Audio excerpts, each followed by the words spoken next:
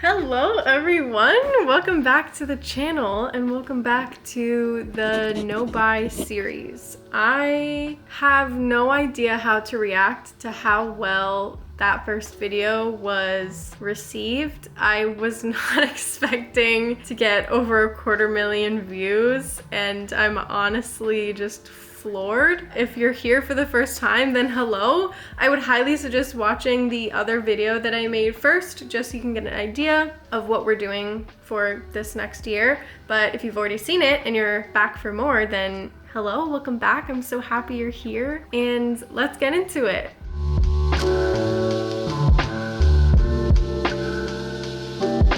For anyone that doesn't know me, hello, my name is Grace, and we are doing a no-buy challenge for 2024. And today, I'm gonna be talking about how we can control the urges of spending. For all the people in the comments that were just like, oh my gosh, there's no way I could do this. There's no way I can't. I couldn't even survive a day or a week or a month or whatever. Yes, you can. And let me tell you how we're gonna do it. Okay, so the number one thing that you really need to do, and I mentioned this in my other video, is remember your why.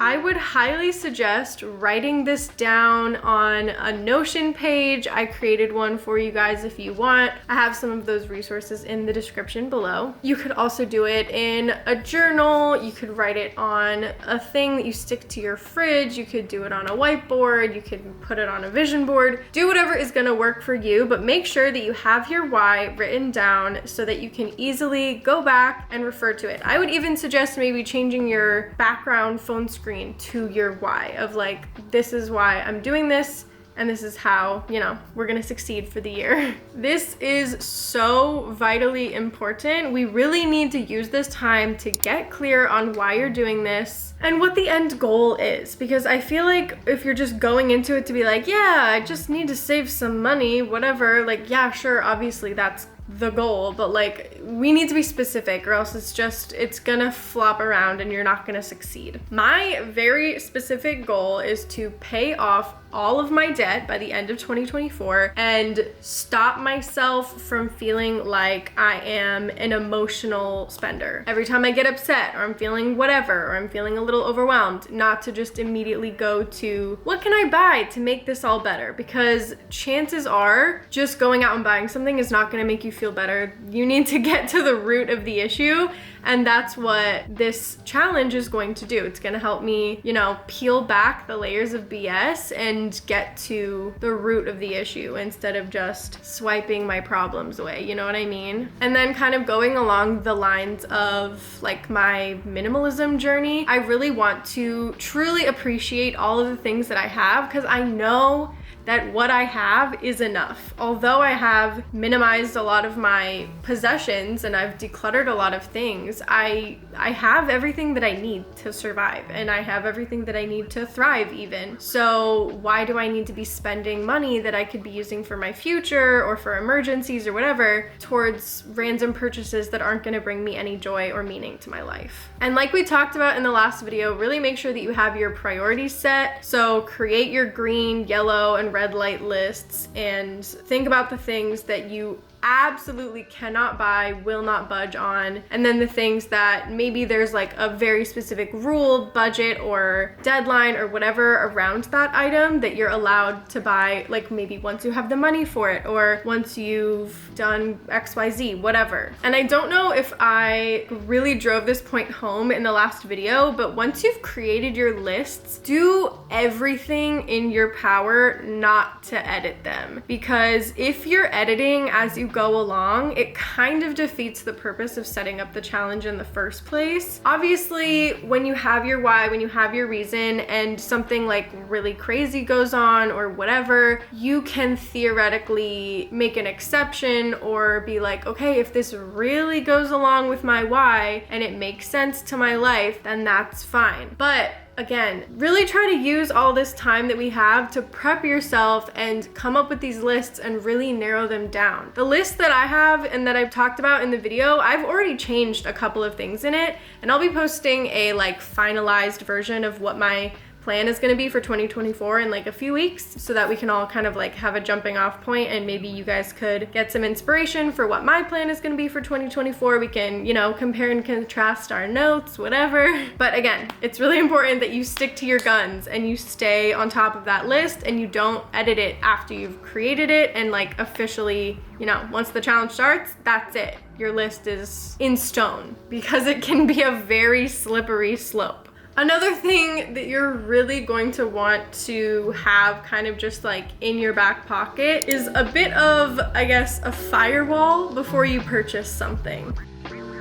So my suggestion, because the whole reason why I was inspired to do this no buy year in the first place was because of Kate Flanders' book, The Year of Less. I am going to refer to her little infographic that she uses in her book here, and use this infographic if you feel the urge to spend. This might be also very helpful if you're doing a low buy year, or just trying to save money, or just kind of trying to reduce the amount of things that are coming into your home. If you're on a no buy, theoretically you should not be buying anything, but if you have a couple of exceptions, whatever, I would suggest going on this. But if you're feeling an urge and you're like, oh, but I really want this, I feel like I really need it, whatever, go to this infographic and see what you can do. A lot of people in my comments were saying that if you really feel like you want or need something, you can always borrow it, you can buy it secondhand, you can, you know, rent it or whatever. There's a lot of different options that you can go through before you have to actually purchase something or physically own it forever. You know what I mean? So whether your goal is minimalism or saving money or a combination of both, you have a bit of a firewall when it comes to why you think you need to buy something. And this will almost not train your brain out of it, but it will give you a reason as to why you don't actually need it. Instead of your past self being like, you can't because I said so, this is gonna give you the reasons of you don't need it because X, Y, Z. And it might help your brain rationalize not purchasing an item a bit more if you at least have a sound reason why you maybe shouldn't buy it. And going along with that vein, the third thing that you should really do is have a plan for when you're feeling vulnerable.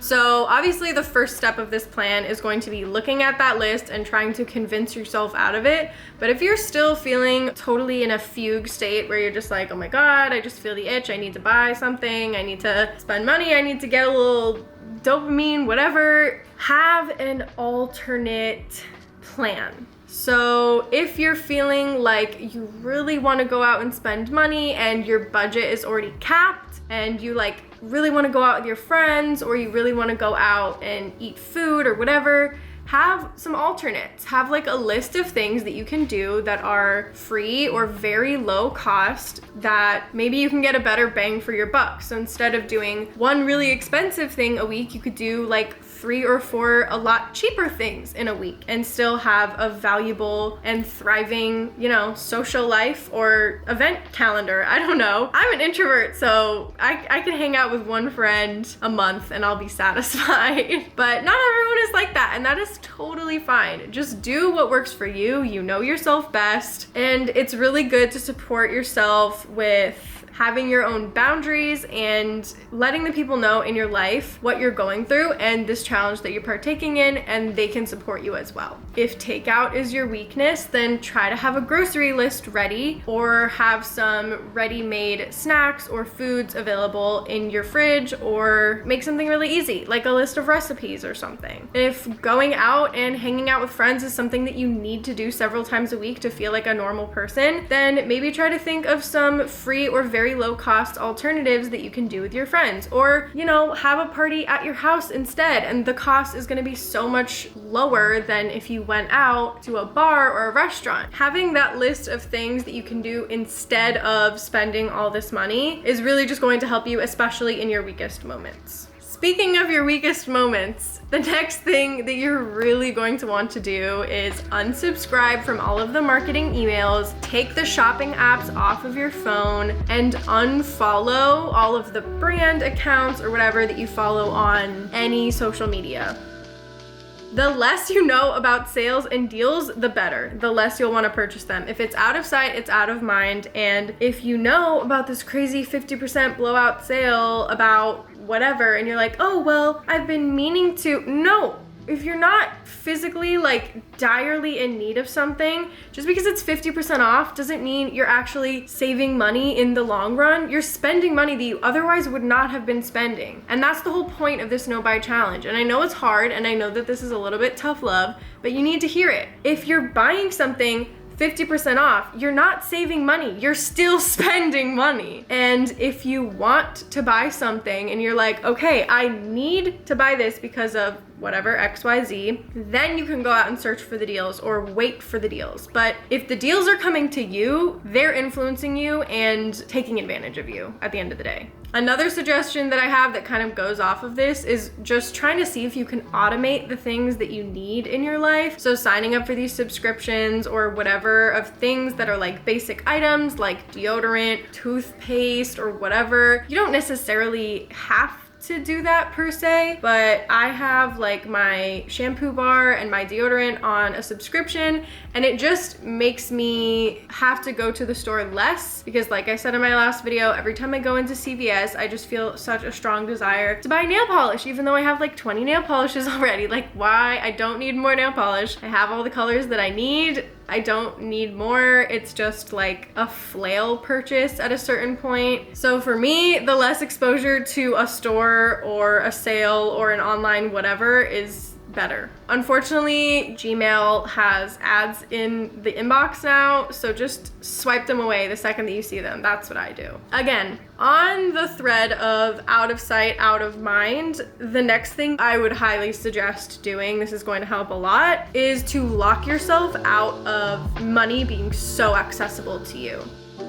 If you've worked out a budget for yourself, my suggestion would be to just leave the amount of money that is in your budget in your account, and the rest of it, move it somewhere else where you don't see it. I honestly, it's not even enough to just move it into a savings account. I would move it into a whole different freaking bank. And that is something that I'm pretty sure Kate Flanders suggested in her book, and it has been a total game changer for me. I use 2 different banks and a investment account. So the investment app that I use is Betterment, actually, because they do like more sustainable and earth-friendly investments, and that's something that I appreciate. But I use that, so every month at the beginning of the month when I pay rent, I also give like a certain percentage of the amount of money that I make straight to that high yield savings account and or investment account. I do like 50-50. I split and both just go over there. And because I rarely, if ever, open that app, I just forget that I have that money. And it is just sitting on the side, collecting percentages and collecting more money, and I just don't think about it. I don't think of that as usable money. And because it's in a completely separate app, I feel like, okay, well, whatever I have over here is all I have to work with. And then I just leave that be. And it's really good because it's an emergency fund, it's savings for my future house, all of this stuff over there. I don't even think about it because it's not even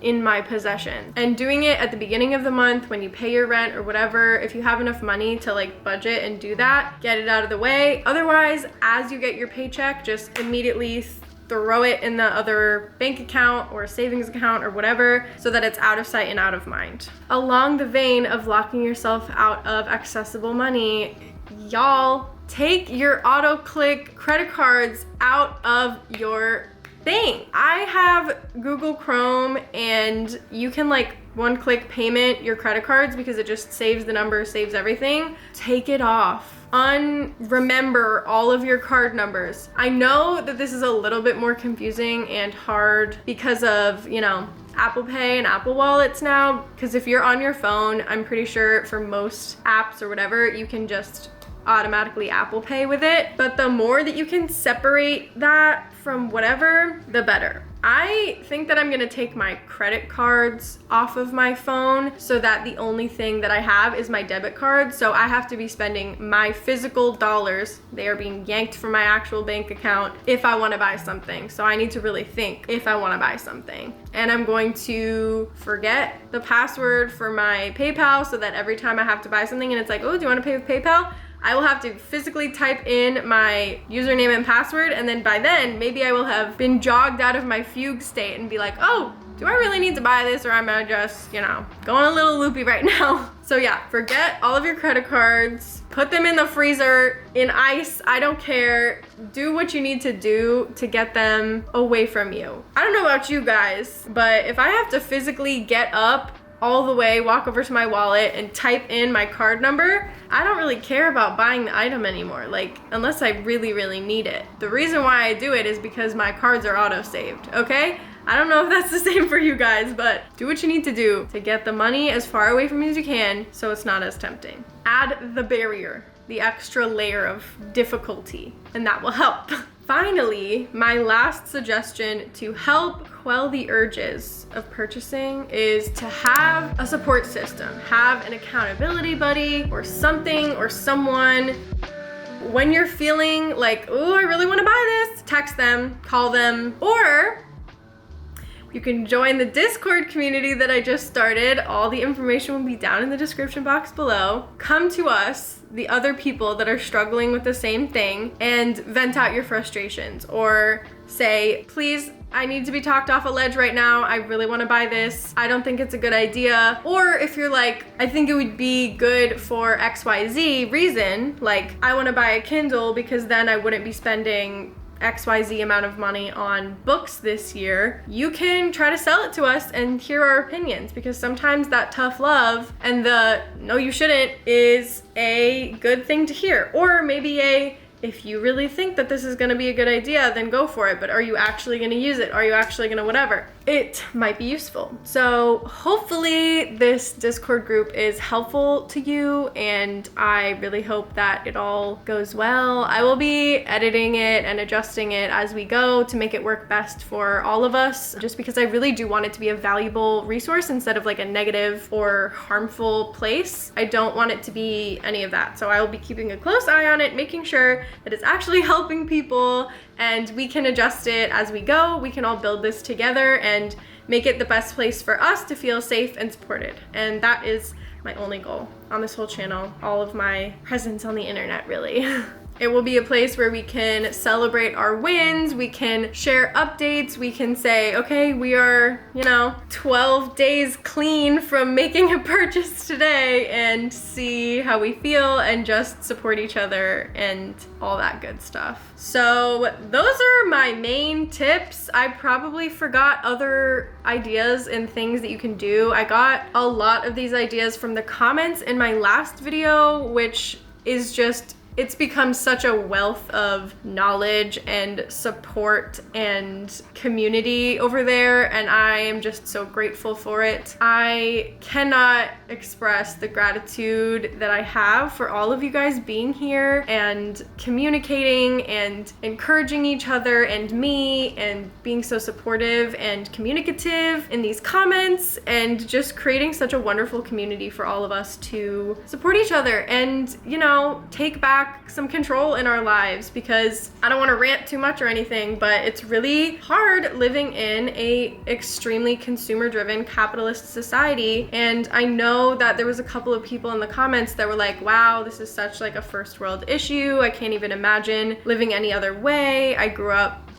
very poor and blah, blah, blah. And I can totally understand that and empathize with that. And I think the thing that's going on right now with the cost of living crisis is really that people are continuing to fall into this consumerism trap, and they don't have the money to support it. So they're driving themselves farther and farther into consumer debt, and they don't have enough money to pay their rent or buy as many groceries as they want before they have to put it on their credit card and continue to go into debt, when they are also at the same time making useless purchases that they think are gonna make themselves feel better, but they actually don't. And that's where minimalism kind of comes in. So if you wanna learn more about that, This is really, I promise, not a plug to just like watch more of my videos. I genuinely want to help people, and I feel like watching my minimalism journey might inspire you to do a little bit of research about it on your own, or maybe feel inspired that it can be a bit more realistic than you thought it was, because there's so much aesthetic minimalism on this freaking website that I understand that it looks really insane and really out there and like really unattainable,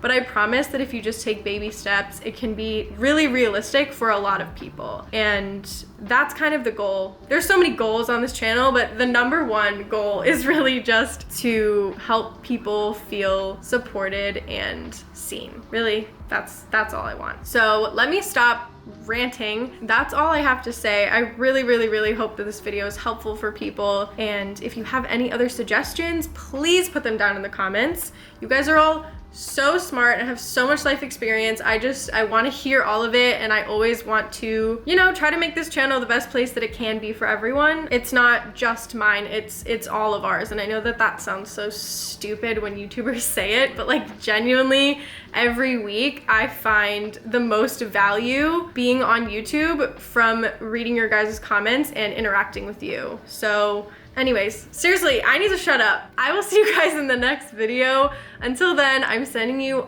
all my love. We really got this, okay? 2024 is gonna be good. It's gonna be really good. We're just gonna make it good. It's gonna be great. I love you guys. I'll see you in the next one. Bye.